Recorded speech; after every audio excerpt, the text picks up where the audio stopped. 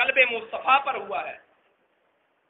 اب اللہ رب العزت نے فرمایا افلا یتدبرون، یہ لوگ جن کے پاس قرآن موجود ہے، جن میں قرآن نازل ہو رہا ہے، انہیں پھر بھی ہدایت نہیں مل رہی، یہ پھر بھی اپنی زندگیوں کو بتا نہیں رہے، ان کے سر بیاس کی بارگاہ میں جھک نہیں رہے، ان کے دلوں میں رافت اور رحمت نہیں آ رہی، نرمی اور اخوت اور بھائی چارہ نہیں آ رہا، یہ تعلیمات خدا اور مصطفیٰ سے دور ہیں۔ فرمایا افلا یتدبرون، افلا یتدبرون القرآن، کیا یہ قرآن میں غور و فکر نہیں کرتے؟ ام علی قلوب اقفالها، یا پھر ان کے دلوں پر کفر لگے ہوئے ہیں، ان کے دلوں پر آنکھوں کا ذکر نہیں کیا، حالانکہ قرآن کو آنکھوں سے پڑھا جاتا ہے۔ کسی کی آنکھیں ہیں تو وہ آنکھوں سے قرآن کو دیکھ کر پڑھے گا نا، اور اگر کوئی پڑھ نہیں سکتا تو کوئی پڑھ کر سنائے گا تو کانوں سے سنے گا نا۔ نہ آنکھوں کا ذکر، نہ قرآن کے اس تدبر کے لیے کانوں کا ذکر، اگر ذکر کیا تو دل کا کیا، تو اس سے یہ پتہ چلا کہ جس طرح قرآن کا نزول قلب پر ہوا ہے، اسی طرح قرآن کی معرفت، حقائق کا علم، اسرار و رموز کی معرفت اگر حاصل ہوگی تو دل سے ہی ہوگی۔ اگر دل زندہ ہے تو قرآن کا نور دل میں اترے گا، اگر دل زندہ نہیں تو قرآن کا نور بھی حاصل نہیں ہوگا۔ لفظ آئیں گے، معانی نہیں آئیں گے، ترجمے کو یاد کر لینا، یہ قرآن کا نور نہیں ہے۔ قرآن کا نور تب دل میں اترے گا جب دل زندہ ہوگا، جب دل زندہ ہوگا۔ قرآن نے کہا یہدی یضل بہ کثیرا و یہدی بہ کثیرا، اس قرآن سے بہت سارے گمراہ ہو جاتے ہیں اور بہت سارے ہدایت پا جاتے ہیں۔ کیوں؟ ضابطہ یہ ہے کہ جو دل زندہ لے کر قرآن کی بارگاہ میں آتا ہے اسے قرآن سے ہدایت ہی ملتی ہے، اور جو مردہ دل لے کر قرآن کی بارگاہ میں آ جاتا ہے اس کی بیماری میں اور اضافہ ہو جاتا ہے۔ فی قلوبہم مرض فزادہم اللہ مرضا، ان کے دلوں میں بیماری ہے، اپنے دلوں کی بیماری تو پہلے دور کر کے آئیں، پھر قرآن کی بارگاہ میں آئیں۔ دلوں کی بیماری کیا ہے؟ جس جگہ پر قرآن کا نزول ہو رہا ہے وہ کیا ہے؟ وہ ہے قلب مصطفیٰ۔ وہ کیا ہے؟ اگر قرآن کا نور ہونا چاہتے ہیں تو قرآن کی بارگاہ میں آنے والے پہلے تو عقل کو لے کر آئے، دل کو لے کر آئے، پھر دل بھی وہ نہ ہو جو مصطفیٰ سے دور ہو، وہ دل لے کر آئے جسے قلب مصطفیٰ سے نسبت ہو، کیونکہ قرآن کا نزول قلب مصطفیٰ پر ہوا تو قرآن کا نور بھی اسی دل میں سمائے گا جس دل کو قلب مصطفیٰ سے نسبت ہوگی۔ اگر قلب مصطفیٰ سے نسبت نہ ہوئی تو پھر قرآن کا نور اس دل میں نہیں سما سکے گا۔ تو اب دل کی زندگی اور نسبت محمدی صلی اللہ علیہ وسلم، ان دو باتوں کو میں اپنی گفتگو کا اختتامیہ بنا رہا ہوں۔ قلب کو اللہ رب العزت نے دو چیزوں کے درمیان رکھا، ایک نفس ہے جس کا تعلق عالم ناسوت سے ہے، جس کا تعلق اور جس کا بڑا گہرا دوست شیطان ابلیس ہے، جس کے گھر آنا جانا ابلیس کا ہے۔ توجہ ہے؟ اور دوسری چیز روح ہے۔ دوسری چیز کیا ہے؟ یسألونک عن الروح قل الروح من امر ربی، روح کے متعلق پوچھتے ہیں، اے محبوب فرما دیجئے کہ روح یہ اللہ کا راز ہے، یہ اللہ کا راز ہے۔ روح کی حقیقت کو جان سکیں یا نہ جان سکیں، لیکن اتنا تو پتہ چل گیا کہ روح کا تعلق خالق کے ساتھ ہے، روح کا تعلق خالق کے ساتھ ہے، روح کا تعلق عالم ملکوت کے ساتھ ہے، روح کا تعلق عالم جبروت کے ساتھ ہے، روح کا تعلق عالم لاہوت کے ساتھ ہے، روح کا تعلق عالم ہاہوت کے ساتھ ہے، روح کا تعلق اس کی خلوتوں میں جو انوار اور تجلیات ہیں ان کے ساتھ ہے۔ تو روح اور نفس یہ دو چیزیں ہیں۔ نفس کا تعلق عالم ناسوت کے ساتھ ہے، نفس کا تعلق شیطان کے ساتھ ہے، نفس کا تعلق ابلیس کے ساتھ ہے، اور روح کا تعلق رحمان کے ساتھ ہے، عالم ملکوت کے ساتھ ہے، عالم جبروت کے ساتھ ہے، لاہوت و ہاہوت کے ساتھ ہے، اس کی انوار و تجلیات کے ساتھ ہے۔ اب روح کی کوشش ہے کہ دل میرے قبضے میں آئے، اور نفس کی کوشش ہے دل میرے قبضے میں آئے۔ قلب ایک خالی مکان ہے، نفس کی کوشش ہے کہ میں اسے فتح کر لوں، اور روح کی کوشش ہے کہ میں اسے فتح کر لوں۔ نفس چاہتا ہے کہ قلب پر میرا تسلط ہو، اور روح چاہتی ہے کہ قلب پر بولیے میرا تسلط ہو، میری حکمرانی ہو۔ اگر نفس غالب آ جائے، اگر نفس غالب آ جائے تو پھر دل مردہ ہو جاتا ہے، پھر دل مردہ ہو جاتا ہے، پھر دل نفس کی بات مانتا ہے، برے خیالات کی آماجگاہ بن جاتا ہے، پھر یہ گناہوں کے منصوبے اور پروگرام بناتا ہے۔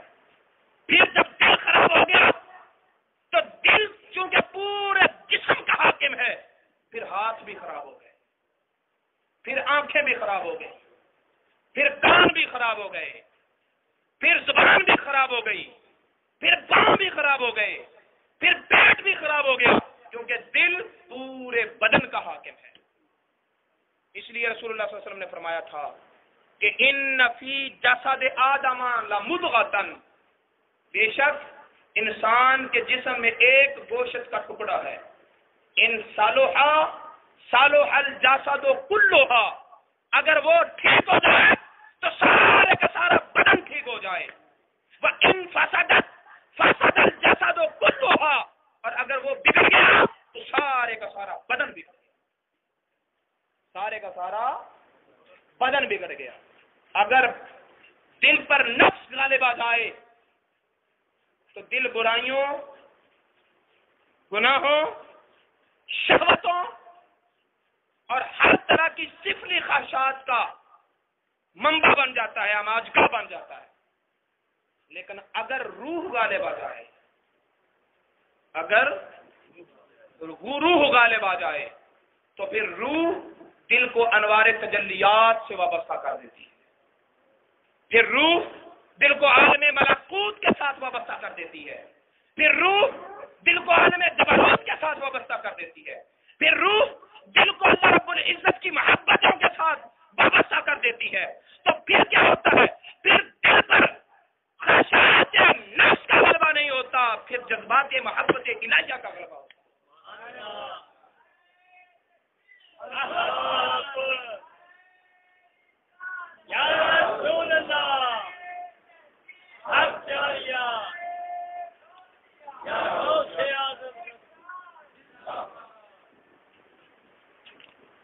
تو میرے دوستو، آج کی رات ہم کو یہ پیغام دیتی ہے کہ ہم اتنے بھولے پنچھی نہ بنے کہ ہمارے اندر جو کچھ ہو رہا ہے ہم اس سے بھی غافل رہے، ہمارے دل پر نفس اور شیطان غالب آ جائے، ہمارے دل پر خواہشات نفس کا غلبہ ہو جائے، ہمیں مدتیں گزر جائے اور رب کی یاد نہ آئے، اور اگر اللہ کا ذکر زبان پر آ بھی جائے تو دل اس ذکر کی لذت کو محسوس نہ کر سکے، اگر جسد خدا کی بارگاہ میں جھک بھی جائے تو سجدوں کی حلاوت دل محسوس نہ کر سکے، اگر زبان قرآن کی تلاوت بھی کرے تو دل قرآن کے اسرار اور معانی سے نہ آشنا رہے۔ ارے اتنی بدقسمت نہ بنو، اتنی مردہ اور تاریخ زندگی میں نہ داخل ہو جاؤ، حقیقتوں میں حقیقتوں کا عرفان حاصل کرو، اور آج کی رات جشن نزول قرآن کا یہ پیغام لے کر جاؤ کہ یہ قرآن کی رات ہے، نزول قرآن کی رات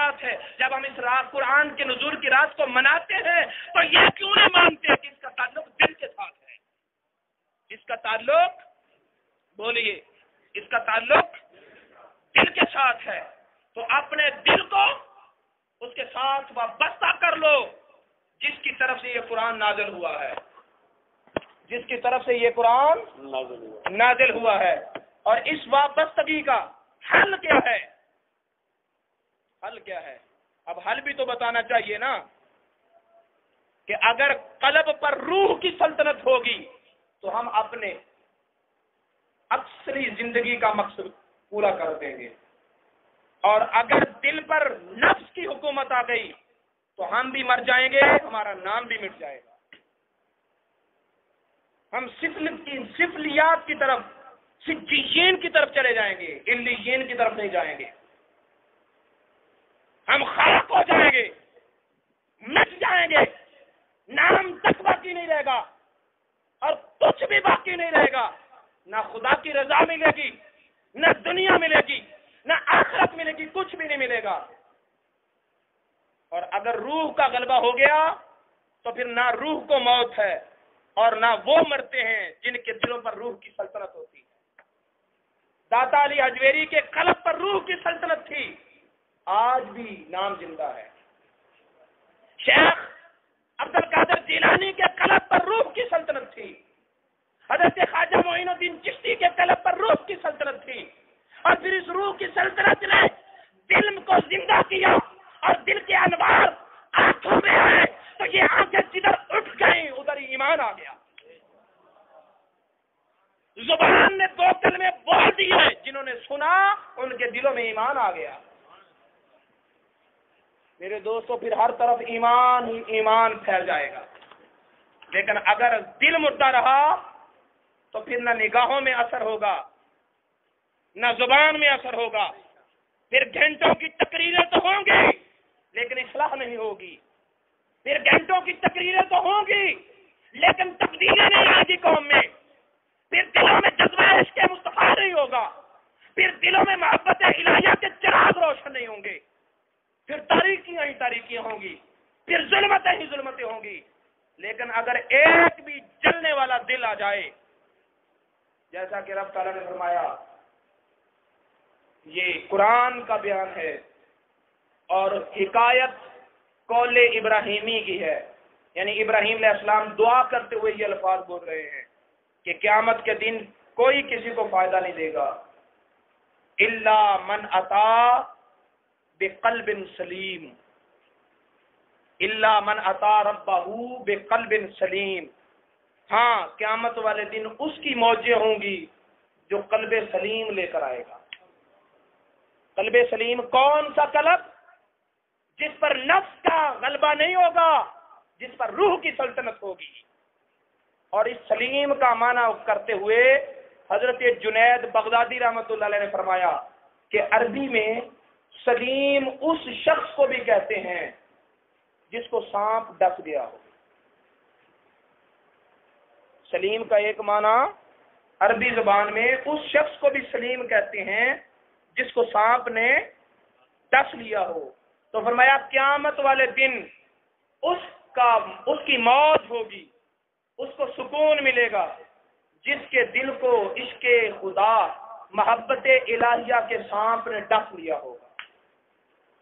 محبت الہیہ کا سانپ جس کے دل کو ڈس گیا ہوگا، اور جس طرح وہ شخص بے چین رہتا ہے جس کو سانپ نے ڈس لیا ہو، کسی کروٹ اسے سکون نہیں ملتا، اسی طرح وہ شخص جس کے دل میں مصطفیٰ کی محبت آ جائے، جس کے دل میں خدا کی محبت آ جائے، اسے دنیا کی کوئی نعمت سکون نہیں دے سکتی۔ اگر سکون ملتا ہے یا ذکر مصطفیٰ میں ملتا ہے یا یاد خدا میں ملتا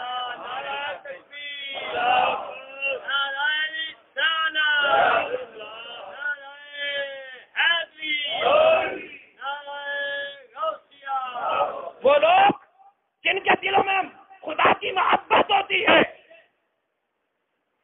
علامہ اقبال نے کہا تھا، فارغ تو نہ بیٹھے گا محشر میں جنوں میرا، یا اپنا گریباں چاک یا دامن جذبہ چاک۔ فرمایا میرا عشق، میری محبت کے تقاضے یا تو میدان محشر میں جا کر بھی فارغ نہیں بیٹھیں گے، میں یہاں بھی اپنے جنون کی بار رفتگیوں میں ہوں، میدان محشر میں بھی میرا رقص پوری پورے میدان محشر والے دیکھیں گے، یا تو میں اس کی محبت میں قیامت کے دن میں اپنا گریبان چاک کر دوں گا، یا پھر خدا کا دامن پکڑ کے کہوں گا زندگی بھر تیرے دیدار کا انتظار کیا، اب نہیں ہو سکتا، اب نہیں ہو سکتا، اب انتظار نہیں ہوگا، اب دیدار ہوگا، اب انتظار نہیں ہوگا، اب دیدار ہوگا۔ میرے دوستو، جس خدا نے تمہیں پیدا کیا، کبھی اس کی زیارت کا شوق بھی دل میں انگڑائی لی؟ جس خدا کا رزق صبح و شام کھاتے ہو، کبھی اس کے دیدار کی طلب اور تمنا بھی پیدا ہوئی؟ جس خدا کی نعمتوں پر تمہاری زندگی کا اوڑھنا اور بچھونا قائم ہے، کبھی اس کے ساتھ ملاقات اور باتیں کرنے کا جذبہ بھی پیدا ہوا؟ اتنی بے اعتنائی، اتنی بیگانگی، اتنی ناآشنائی کہ کبھی بھی دل میں یہ جذبہ نہ پیدا ہو کہ جس نے مجھے پیدا کیا ہے کبھی تو اس سے بھی ملاقات کروں، کبھی تو اس سے بھی ملاقات کروں، اس کا دیدار کروں۔ ہم کر سکیں یا نہ کر سکیں، لیکن شوق تو ہو، کر سکیں یا نہ کر سکیں، بولیے شوق تو ہو۔ مانا کہ تیری جیت کے قابل نہیں ہوں میں، لیکن تو میرا انتظار، لیکن تو میرا شوق، میرا انتظار دیکھ کتنا شوق ہے۔ لیکن افسوس ہمارے پاس تو وہ شوق کی دولت بھی، ہمارے پاس شوق ہے گر جانے والے مکانات کا، ہمارا دل میں شوق ہے خسارے میں آ جانے والے کاروبار کا، ہمارا دل میں شوق ہے ٹوٹ جانے والے رشتوں کو نبھانے کا، ہمارا دل میں شوق ہے دنیا کی لذتوں کو حاصل کرنے کا۔ اگر نہیں شوق تو اس خالق کی ملاقات کا شوق نہیں، اس کے دیدار کا شوق نہیں۔ اس ماحول میں یہ بات کتنی اجنبی بن لگ رہی ہے، کیونکہ کانوں نے یہ کبھی سنا ہی نہیں کہ ہم خدا کا دیدار بھی کر سکتے ہیں۔ میرے دوستو، آؤ اس بے اتنائی کو چھوڑو، اس بیگانگی کو چھوڑو، اس لا تعلقی کو چھوڑو، اس غفلت کو چھوڑو۔ آج کی رات، نزول قرآن کی رات ہمیں پیغام دیتی ہے کہ ہم اپنے دل کو زندہ کریں، اپنے دل کو زندہ کریں اور دل اس کو دیں۔ سلطان العارفین نے کہا تھا، اے دل رب سچے دا حجرا، کیا کہا تھا؟ بولیے۔ اگر میں ایک مثال دے رہا ہوں آپ کو سمجھانے کے لیے، اگر میں بالفرض حافظ عبد الرزاق صاحب کے گھر جاؤں، حافظ عبد الرزاق صاحب کے، مجھے پتا ہے کہ یہ ان کا گھر ہے، وہاں رہوں، صبح و شام کھانے بھی کھاؤں، اپنی ضروریات زندگی بھی پوری کروں، لیکن کبھی کسی سے حافظ صاحب کو ملنے کی بات ہی نہ کریں۔ وہ کہے گا عجیب آدمی ہے، جس کے گھر میں رہتا ہے اس کے متعلق بات ہی نہیں کرتا، نہ اسے ملنا چاہتا ہے، نہ اس کی بات کرتا ہے، نہ اس کا حال پوچھتا ہے۔ ایک غیر اخلاقی بات ہوگی نا، تو سلطان صاحب فرماتے ہیں، اے دل رب سچے دا حجرا، یہ دل، جس دل پر تیری زندگی، جس دل کی دھڑکن پر تیری زندگی قائم ہے، یہ حجرا تو تیرے رب کا ہے۔ تو اس حجرے میں رہتا ہے اور گھر والے سے ملنے کا شوق ہی نہیں ہے، گھر والے سے ملنے کا شوق ہی نہیں ہے، اور پھر جس کا گھر ہوگا مرضی بھی اسی کی چلے گی نا۔ میرا گھر ہے، کون آئے کون جائے میری مرضی، جس کے متعلق میری مرضی وہ آئے، نہیں مرضی وہ نہ آئے، ڈیزائنیں کیسی ہو جیسے میری مرضی، کیا پکے گا جو میری مرضی، کیوں؟ گھر جو میرا ہے۔ پتہ چلا جس کا گھر مرضی اس کی چلتی ہے، تو سلطان صاحب فرماتے ہیں، اے دل رب سچے دا حجرا، جب یہ تن، یہ من، یہ بدن، یہ اس کا حجرا ہے، اس کا مکان ہے، یہ اس کا ہے، تو پھر مرضی بھی اس کی چلے گی۔ پھر تو کون ہوتا ہے؟ وہ لباس جو تیری مرضی نہیں، ایسا لباس جو اس کی مرضی، وہ کھانا جو تیری مرضی نہیں، وہ کھانا جو اس کی مرضی۔ حلال و حرام کا امتیاز کر، اس لیے کہ یہ تیری سلطنت نہیں، اے تن رب سچے دا حجرا، یہ تو خداوند تعالیٰ کا گھر ہے۔